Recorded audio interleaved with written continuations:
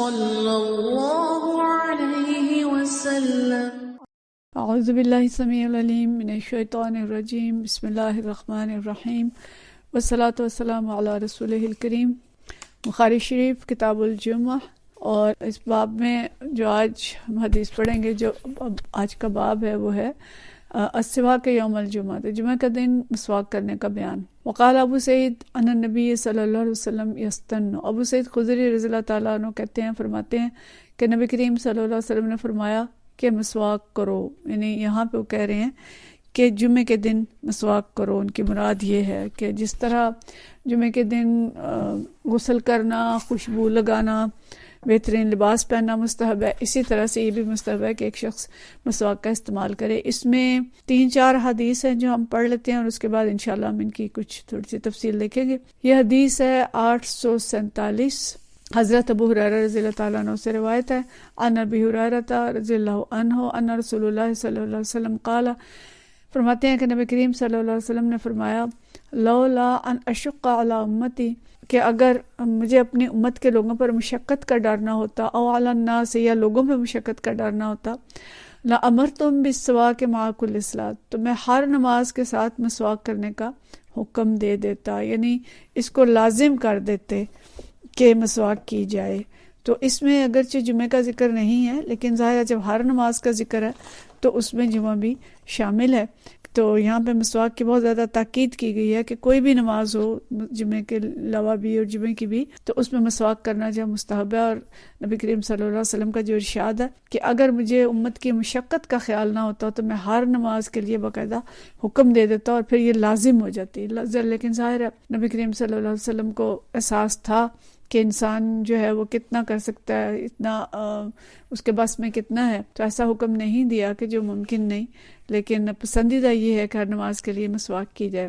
اگلی حدیث ہے 848، اور یہ حدیث حضرت انس رضی اللہ تعالیٰ عنہ سے ہے، انس بن مالک رضی اللہ تعالیٰ عنہ قال، فرماتے ہیں قال رسول اللہ صلی اللہ علیہ وسلم اکثرت علیکم فی السواک، کہ میں نے تمہیں کثرت سے مسواک کرنے کی تلقین کی ہے، یعنی میں نے بہت مرتبہ تمہیں یہ تلقین کی ہے، ہدایت کی ہے کہ مسواک کا استعمال کیا کرو۔ تو مطلب یہ ہے کہ مسواک کا استعمال بہت زیادہ پسندیدہ ہے اور بہت زیادہ اہمیت رکھتا ہے، اور جمعے کے دن ظاہر ہے وہ اور زیادہ اہمیت اختیار کر جاتا ہے۔ پھر حدیث ہے 849، اور یہ حدیث حضرت حذیفہ بن یمان رضی اللہ تعالیٰ عنہ سے روایت ہے، عن حذیفہ قال قال النبی صلی اللہ علیہ وسلم، کان النبی صلی اللہ علیہ وسلم، کہ حضرت حذیفہ فرماتے ہیں کہ کان النبی صلی اللہ علیہ وسلم اذا قام من اللیل، جب رات کے وقت اٹھتے تھے، یسوع صفاہ، تو اپنے منہ کو مسواک کے ذریعے صاف کرتے تھے۔ یسوع ہوتا ہے کہ دائیں سے بائیں پھیرنا مسواک کا یا کسی چیز کا، تو دائیں سے بائیں پھیر کے اپنا منہ جو ہے وہ صاف کیا کرتے تھے۔ مطلب یہ کہ رات کے وقت جب اٹھتے تھے، خاص طور پہ تہجد کے وقت، تو اس وقت آپ صلی اللہ علیہ وسلم اپنے منہ کو صاف کرنے کا اہتمام فرماتے تھے۔ حالانکہ رات کو اگر ہم دیکھیں تو اس وقت کوئی مجمع نہیں ہوتا اور کوئی ارد گرد نہیں ہوتا کہ جو ہمارے منہ کی بو محسوس کرے گا، لیکن چونکہ اللہ کے حضور پیش ہونا ہے، نماز پڑھنی ہے، تو اس لیے منہ کو صاف ستھرا کر کے مسواک کر کے پھر جانماز کی طرف بڑھا جائے، ٹھیک ہے۔ اس کے بعد جو اگلا باب ہے من تسوق بسواک غیرہ، کہ دوسرے شخص کی مسواک استعمال کرنے کا بیان۔ اچھا، عموماً اس میں ہمارے یہاں کراہت پائی جاتی ہے کہ دوسرے کی مسواک جب استعمال نہ کی جائے، لیکن یہ حدیث اس چیز کی طرف اشارہ کرتی ہے کہ دوسرے کی مسواک استعمال کرنا ممنوع نہیں ہے، لیکن ظاہر اگر کسی کو کراہت ہے تو وہ نہ کرے، لیکن بغیر اجازت بھی استعمال نہ کریں، لیکن اجازت کے ساتھ کسی کی مسواک جو ہے وہ استعمال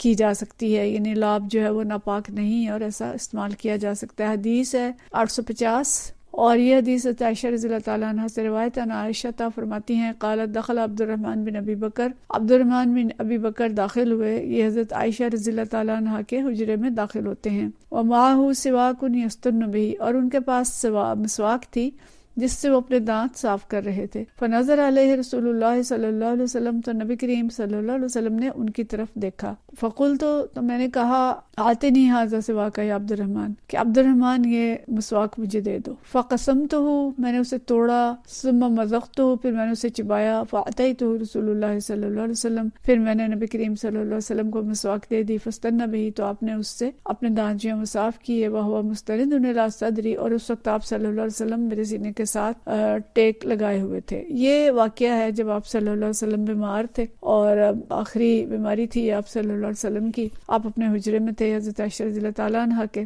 اور حضرت عائشہ کے ساتھ ٹیک لگا کے لیٹے ہوئے تھے، تکلیف کی شدت تھی، سیدھے بیٹھ نہیں سکتے تھے تو ٹیک لگا کے لیٹے ہوئے تھے۔ تو حضرت عبد الرحمن بن ابی بکر جو حضرت عائشہ رضی اللہ تعالیٰ عنہ کے بھائی ہیں، وہ کمرے میں داخل ہوتے ہیں اور ان کے ہاتھ میں مسواک ہے، تو آپ صلی اللہ علیہ وسلم اس مسواک کی طرف دیکھتے ہیں، یعنی بولے نہیں، کچھ کہا نہیں، لیکن آپ کی نظروں سے حضرت عائشہ رضی اللہ تعالیٰ عنہ کو اندازہ ہو گیا کہ آپ چاہتے ہیں کہ مسواک کا استعمال کریں۔ یہ حضرت عائشہ رضی اللہ تعالیٰ عنہ کی ذہانت تھی اور ان کا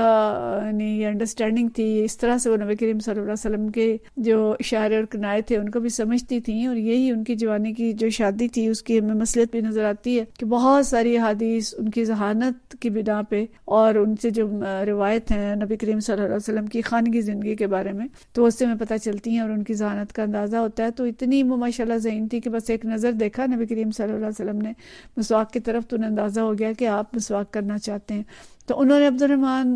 بن ابی بکر رضی اللہ تعالیٰ عنہ سے وہ مسواک لی، اس کو اوپر سے کاٹا، یعنی جو حصہ وہ مسواک کر رہے تھے اس کو اوپر سے کاٹ دیا، اور اس کے بعد جو نیچے پھر چونکہ سخت حصہ رہ گیا تھا اس کو چبایا، اس کو نرم کیا، اور پھر وہ نبی کریم صلی اللہ علیہ وسلم کو دی اور اس سے انہوں نے مسواک کی۔ اب یہ جو احادیث ہم نے پڑھی ہیں 4 احادیث ہیں، تو ان سب احادیث سے یعنی اگر پہلے اس والی حدیث کو دیکھ لیں کہ اس سے ہمیں معلوم ہوتا ہے کہ انسان کا لعاب جو ہے وہ پاک ہے، یعنی ان کا منہ لعاب تو لگا ہوگا، اوپر سے انہوں نے اگرچہ وہ حصہ کاٹ دیا لیکن پھر بھی منہ میں تو جاتی ہے مسواک، تھوڑی آگے تک جاتی ہے، تو لعاب پاک ہے، اور ایسا نہیں ہو سکتا کہ کوئی ایک شخص کا لگ گیا تو دوسرا اسے استعمال نہیں کر سکتا، اور بیوی جو ہے وہ مسواک نرم کر کے اپنے شوہر کو دے سکتی ہے، عورت کا لعاب جو ہے وہ بھی پاک ہے۔ ایک چیز اور ہمیں پتہ چل رہی ہے کہ مسواک کو تیار کرنا، درست کرنا، بیوی تیار کر کے چبا کے شوہر کو دیتے وہ بھی جائز ہے، اور یہ بھی پتہ چل رہا ہے کہ دوسرے کی مسواک کا استعمال بھی جائز ہے۔ اور پھر اشاروں کا مفہوم میاں بیوی کو سمجھنا چاہیے، میاں بیوی کے درمیان اتنی انڈرسٹینڈنگ، اتنا اچھا تعلق ہونا چاہیے کہ شوہر بیوی کے اور بیوی جو ہے وہ شوہر کے جو ضرورت ہے اس کے کہے بغیر بھی اس کو سمجھ جائے اور اس پہ عمل کرے۔ اور پھر جو ان 3-4 حدیث سے پتہ چلتا ہے کہ مسواک کے استعمال کرنے کی جو فضیلت ہے وہ بہت زیادہ ہے۔ تو مسواک کی فضیلت کے اگلے دفعہ ہم دیکھیں گے انشاءاللہ، ذرا تفصیل سے دیکھیں گے اگلے درس میں، لیکن ان 4 حدیث سے پتہ چلتا ہے کہ نبی کریم صلی اللہ علیہ وسلم خاص طور پہ جب رات کو سو کے اٹھتے تھے اس وقت مسواک کا اہتمام کرتے تھے اور اپنے دانتوں کو صاف رکھنے کی بہت زیادہ کوشش کرتے تھے، اور امت کے لیے بھی آپ نے پسند کیا، اور اس کی بار بار تاکید کی۔ جو حدیث ہم نے پڑھی کہ آپ نے فرمایا کہ میں نے بار بار تمہیں تاکید کی ہے، یعنی یہ کہ دانت صاف رکھے جائیں اور مسواک کا استعمال کیا جائے۔ اگرچہ آج برش اور پیسٹ موجود ہے وہ بھی استعمال کی جا سکتی ہے، اس کو کریں، لیکن مسواک کا استعمال بھی کریں گے تو اس کے انشاءاللہ سنت کا فائدہ جو ہمیں حاصل ہوگا۔ مسواک کا استعمال مبارک بھی ہے، مفید بھی ہے، کیونکہ یہ سنت رسول صلی اللہ علیہ وسلم ہے۔ تو